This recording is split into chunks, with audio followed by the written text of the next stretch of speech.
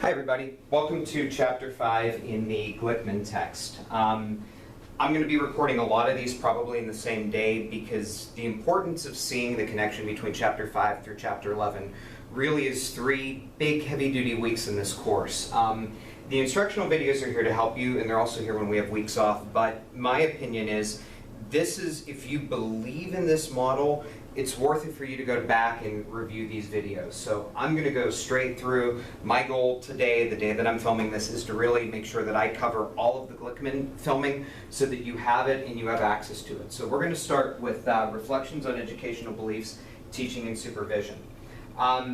This chapter is to show what expert teachers look like. My goal in an introductory supervision class really is to focus on expert teachers because in theory, you should be supervising expert teachers first. If you're new to this profession and you're just learning what supervision is, and we're all new the first assistant principal job we have, right? So in theory, your building principal, if you're lucky to have a building principal, which most schools are, should be doing the difficult teachers, and you should learn using expert teachers. So Glickman addresses that, and I believe it too. So we're going to look at the qualities and criteria that expert teachers possess. So we really need to ensure that the walkthroughs and observations that we do in buildings have objectives built into them and they're purposeful. This state allows you to come into the classroom when you want, but remember, I'm from states where you weren't permitted to do that. You had to make appointments, you had to get permission. If you were taking notes, people thought it was an observation. You have to make sure that when you drop into a classroom, though, you should be at least secure in what you're doing while you're there. If all of you end up staying here in Oklahoma, then you'll see that you can come in when you want, you can stop in when you want, but other states, they have more restrictive laws that prevent you from doing that as an instructor.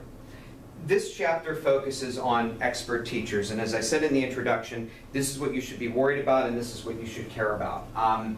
This really shows us, where the importance is in observation, because if you see an expert teacher, you should be good and you should understand what you can do as a supervisor with teachers that aren't as good and get suggestions on how to help them. So we're going to talk about what expert teachers do, and then we can look at it in the form of what a traditional observation would be. So the qualities of expert teachers, we're going to look at each one of these one at a time, but the chart's there. I want you to see just, essentially that, let me go back, that we're going to cover all of these, but I think they're all very important in our discussion. So expert teachers really should understand the curriculum and the philosophy and the values that underlie the curriculum. They have to know what the curriculum means, what it stands for, but more importantly, I think, what direction the curriculum is going in. They have to know the students, they have to know the demographics, and you're going to hear me say that in a finance class over and over again. If you don't know the demographics of your building, that's going to be a problem. You have to know the context of the community, school district, and context, because if the district population is changing, which we're seeing in a lot of Oklahoma schools, you need to be aware of that, and you need to know that that's coming up, and it's something that you could potentially face. You have to be committed to teaching and student success. I believe that everybody is committed to student success if you're in education in some form or another, but an expert teacher really understands how to care for students and develop personal and professional relationships with them. Personal relationships are huge at the high school level. They're huge in the middle school level. In the elementary level, you really have to get on the side of the parents and the community, as well as making sure that you're doing what's right for the students in the building as well. So expert teachers also understand the importance of trying to enhance students' passion for learning and building a passion for teaching as well. We are in a society in the federal government where we have learning activities that are more geared towards the proficient student and not the advanced student. I beg of all of you, make sure that in your classes there's stuff that advanced students can do and they can learn. And I think one of your goals is to create intellectually stimulating opportunities for those advanced students, and also for the students that are below basic as well. But I find, and you can take this for what you will, I find that the basic and below basic students get help. The proficient students we keep on track, but I feel like we live in a society where the advanced students are the ones that are suffering the most. But that's just my 2 cents on my reflections of teaching. You have to understand that classroom management works and classroom management is important. In your teacher ed programs, you learned about classroom behavior and classroom management. It's very important. You have to manage the classroom, make sure the students are well behaved and doing what they're supposed to be doing, because if they're not, that's going to be distractions that can prevent you from learning. And to me, that seems to be the biggest challenge. If you're going to manage a classroom environment, you need to make sure that there's connections and ties to learning, which is really what matters. So good teachers go back and they reflect on lessons after they teach them and also before they teach them. I always struggle when I talk about teacher reflections, because I know what makes teacher reflections good and what makes them bad. What makes them bad is when we have teachers that don't do anything with their reflections and instead just wait till the end of the week, write a couple lines, and then they don't go back and change your lessons. You are in a profession where if you do this correct the first time, then you can reflect on what went well, what didn't go well, and what can be changed in the future. This is huge. It helps more than you know, because then if you go back and reteach the lesson again, you know what to change and what to do better next time. And if you do this correctly, you don't have much work as an educator. If you get the lessons right the first time or the second time or the third time, you really can be a master teacher quicker, and I believe that. I believe that you have to update based on technology and change, but when you get something done right, there's no reason why you can't keep it. So, instructional time and planning. I'm a Madeline Hunter person. Obviously, I finished my teacher ed program in 2000. I student taught in 2001. So I grew up in this notion of Madeline Hunter and effective instructional time. Remember, one of the big things about planning time in a classroom, in a traditional 45-minute period, your students only remember 7 minutes plus or minus 2. So because of that, that idea of effective instructional planning time, you want to make sure that those big ideas, those big objectives that you're putting on the board, that they get covered in the correct and appropriate order, and that you refer to them multiple times, so that can help and that can benefit the students. So if something isn't working, an effective teacher changes it, and they say, this ain't going right, I don't want to stick with this, I don't want to keep doing it, I need to make effective changes to make this better. I think that gets also lost in the mix with effective teachers, and it's something that I think that all of you should consider, because a good teacher actually will stop a lesson midway through and say, this isn't working, and then we'll try something different. When you're observing a teacher that does that, they should be praised and not scolded for doing something like that. So, the educational philosophies, you did this probably in undergraduate foundations of education. They are on the principal exam. I added a few additional ones to what Glickman covered, but I want you to have a foundation of each of these. This is definitely something to go back and visit if you need to. So, the first philosophy that you hear all the time is this notion of perennialism. Perennialism means that you teach skills, and the world is going to be unchanging and persistent. It's all going to come back, and you're going to constantly be rolling the ball up the hill. The teacher has knowledge. They impart the knowledge on the students, and the students regurgitate it, they learn it, they absorb it, so that they can do the same to others. This belief is really this notion that the traditional subjects, English, math, and in every other state except Oklahoma, science, but then in Oklahoma, English, math, and history, really focus on perennialism. Progressivism is this idea that education should be a part of life itself instead of a preparation for life in the future. You want kids to select the learning activities. It's best when it reflects their ideals in real life. John Dewey was big on progressivism and constructivism, because this is students actually being engaged in projects and constructing their own knowledge. The more hands-on interaction that somebody has, the more likely and able they are to be successful. Essentialism is saying that we live and die for the core elements of the curriculum. I would say that No Child Left Behind really was the one that pushed this essentialism notion again.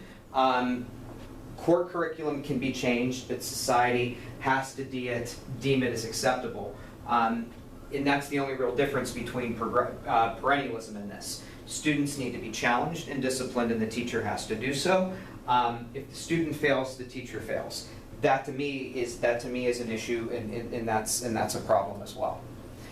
Experimentalism, this is basically trying things until they stop working, Giving students the opportunity to try and engage their own knowledge. I relate this to the Vygotsky idea of scaffolding, where the teacher stands back, the students experiment, they try. If something works, great. If it doesn't, they go back to the drawing board. You can find this more in a STEM-based class than you would in a traditional course. I think in special ed, for teacher practice, experimentalism is very high as well, because you need to figure out what works best for the proper students. Existentialism is the idea that each student makes all their individual decisions related to their learning. I view existentialism as important in graduate school because students can develop the ideas for their PhD programs, they can take classes. Some of you are in here that are getting a PhD just for fun because this class can impact your research. Doing this in high school, I just don't see it working. Doing it in elementary school, you see this working in a Montessori or Reggio Emilia school. But you have to make sure that it's monitored and that responsible choices are made. Social reconstruction is the notion that society makes changes on what operates for school. It is Marxist. I put this on here because it is something that if you are pursuing a professorship, you have to know what's going on in the social justice movements, whether you agree with them or disagree with them. I stay as far away from social reconstruction as I can, but your hardcore social reconstructionisms say that gay and lesbian rights feminisms need to be taught in early kindergarten because the information might not be disseminated at home, and we're looking at the least marginalized population. That's social reconstruction, and it's something that you are going to see more if you move into a faculty position. So now that we've looked at the models, it's important for me to at least identify what supervision looks like in each of the models, because that's the point of this class and that's what we're looking at them, but you need to know what the models look like so you understand what the supervision process is or could be. So in supervision, perennialism is this notion of old school models. It's traditional. Supervisor sits, watches the teacher, writes a report, teacher signs it. It's really the direct control method, and we're going to talk about that in Chapter 6. Progressivism is this idea that we're focused on student activity and testing to see what the students know and what the students learn from the observation. The students have to learn skills that are transferable, and each lesson has to focus on those skills. You're trying to connect to real life in everything that you do, and the teacher relates those activities to situations the students were exposed to, if you're running on a truly progressivist model. Essentialism, it's truths. I relate essentialism to the notion of standards-based learning. You are given the standards. Teachers are mechanically told how to teach and feed contact to the students. The teachers digest the truth, and then they disseminate the truth to the students. So essentialism is really standards-based education and standards-based learning, which some of us truly believe in. Some of us think that it can be more open-minded, but it's important to note that that's really what essentialism is, and there are times and places for it. Experimentalism, really, it's the idea that students are there in their learning, and the supervisor should view a school as a laboratory, where different teaching methods are being tried, students are learning in different ways. The supervisor has to help the teacher relate and teach the students. The more that the students experiment, the better that things are. Existentialism, this is tough.